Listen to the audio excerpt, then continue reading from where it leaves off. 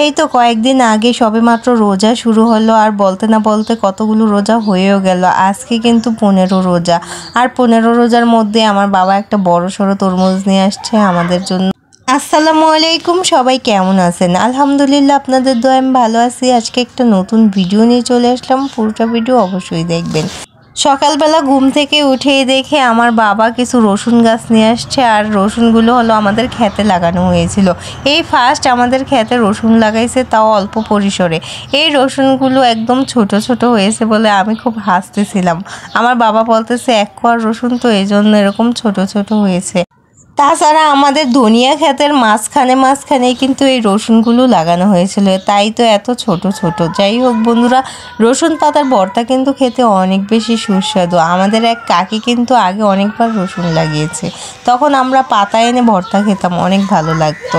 আর এখন তো রমজান মাস, সবাই জানেন বিকালবেলা রান্নাবান্না শুরু হয়ে যাবে, এজন্য আমি গোসল করার আগেই সব কিছু কেটে কুটে মাকে সাহায্য করে নিচ্ছি।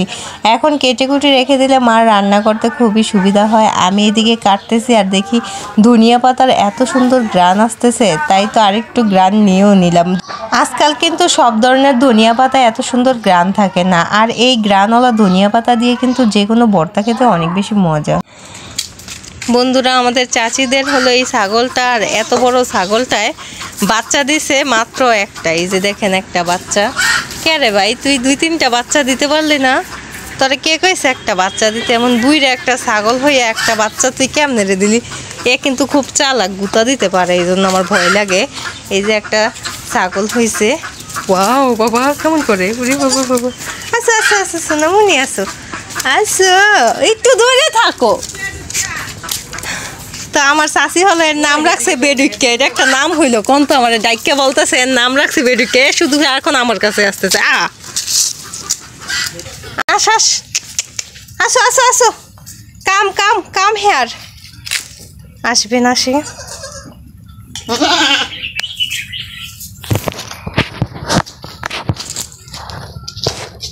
এই যে দেখেন চাচিদের গাছে হলো, এগুলোর নাম কি জানি বলে, আতা ফল নাকি সরুফা, বলতে পারি না। এগুলো হয়েছে মাশাআল্লাহ। এ তো আমার কিছুতেই ছাড়তেছে না। এবার বুঝতে পারলাম এর দাম কেন বেডুইকে দিছে। এর কালারটা হলো বেশি সুন্দর না, এই জন্য হলো কাকি এর নাম দিছে বেডুইকা।